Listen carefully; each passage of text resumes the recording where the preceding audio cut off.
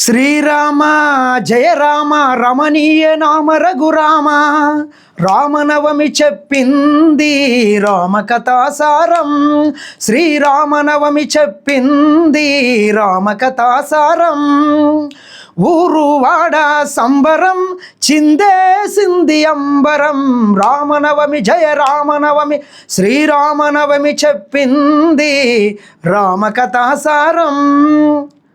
మరొక్కసారి అందరికీ శ్రీరామనవమి శుభాకాంక్షలు. శ్రీరామనవమి సందర్భంగా ముఖ్యమంత్రి రేవంత్ రెడ్డి గారు ఈరోజు అధికారికంగా భద్రాద్రి శ్రీరాముల వారిని తెలంగాణ రాష్ట్ర ప్రభుత్వం తరపున పట్టు వస్త్రాలు తలంబ్రాలతో ఈరోజు భద్రాచలం రాములవారి కళ్యాణ కార్యక్రమంలో సతీ సమేతంగా పాల్గొంటున్నాడు. అదేవిధంగా భద్రాద్రి శ్రీరాముల వారి అభివృద్ధికై తెలంగాణ రాష్ట్ర ప్రభుత్వం 351 కోట్ల రూపాయలతోని నూతన ఆలయాన్ని నిర్మించడానికి ఈరోజు ముఖ్యమంత్రి భూమి పూజ చేస్తాడు. అదేవిధంగా గోదావరి పుష్కర ఘాట్లకు కూడా శంకుస్థాపన కార్యక్రమంలో ముఖ్యమంత్రి రేవంత్ రెడ్డి పాల్గొంటాడు. ఇది ఇట్లుంటే మిత్రులారా, మరి ఈ దేశంలో ఉన్నటువంటి 80% హిందువుల ఓట్లు దండుకొని పొద్దుగాల లేస్తే పొద్దుమికెల లేపితే ఇక మా అంత పెద్ద హిందువులు లేడు, మా అంత పెద్ద భక్తులు లేడు అని బట్టలు చింపుకునేటటువంటి బండి సంజయ్ కావచ్చు, కిషన్ రెడ్డి కావచ్చు, ధర్మపురి అరవింద్ కావచ్చు, మరికొంతమంది బీజేపీ పెద్దలు ఈ తెలంగాణ రాష్ట్రంలో ఉన్నటువంటి భద్రాచలం కావచ్చు, అదేవిధంగా మేడారం సమ్మక్క సారలమ్మ కావచ్చు, వెములవాడ రాజన్న కావచ్చు, ఈ ఒక్క ఏ దేవునికి కూడా చిల్లి గవ్వ ఇచ్చినటువంటి పాపాన పోలేదు. కాబట్టి మీరు ఎట్లా హిందువులు అవుతారు?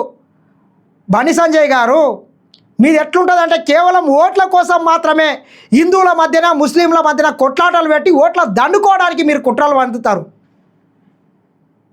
ఇక నా అంత పెద్ద హిందువు లేడు, ఇక నేను మొలదారం కట్టుకున్నా, భాగ్యలక్ష్మి టెంపుల్ కాడ పోయి ప్రమాణాలు చేయడం కాదు. బండి సంజయ్, నీకు దమ్ము ధైర్యం ఉంటే నరేంద్ర మోడీ అమిత్ షా దగ్గర పోయి కొట్లాడి భద్రాచలం శ్రీరాముల వారిని సర్వతోముఖాభివృద్ధిగా అభివృద్ధి చేయడానికి ఒక 200-300 కోట్లు తీసుకురా.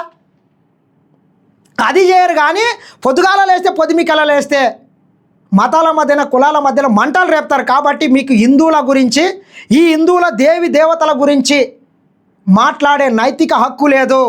నిజమైనటువంటి హిందువు ఈరోజు నిజమైనటువంటి రామరాజ్యం ఈ తెలంగాణ రాష్ట్రంలో ముఖ్యమంత్రి రేవంత్ రెడ్డి గారు కొనసాగిస్తున్నారని చెప్పొచ్చు. రామరాజ్యం అంటే ఏంది? ఒక ఆదర్శవంతమైనటువంటి పరిపాలన, అన్ని మతాలను గౌరవించడం,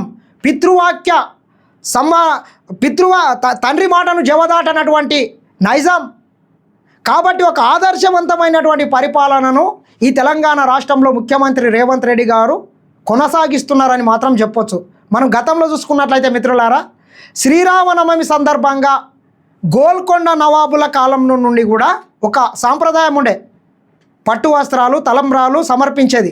కానీ కల్వకుంట్ల చంద్రశేఖరరావు అధికారంలోకి వచ్చిన తర్వాత ఆ ఆచారాన్ని తుంగలో దొక్కి ఇక నాకన్నా పెద్ద దేవుడు లేడు, శ్రీరాముని కన్నా కూడా నేనే గొప్పోని అనే రేవల్ల కటింగ్లు ఇచ్చుకుంటా ఆయన ఫామ్ హౌస్లో వండుకొని శ్రీరాముల వారిని కూడా అగౌరవపరిచే విధంగా ఆయన మన్మనితోని కూడా పట్టు వస్త్రాలు సమర్పించినటువంటి రోజులు ఉండే.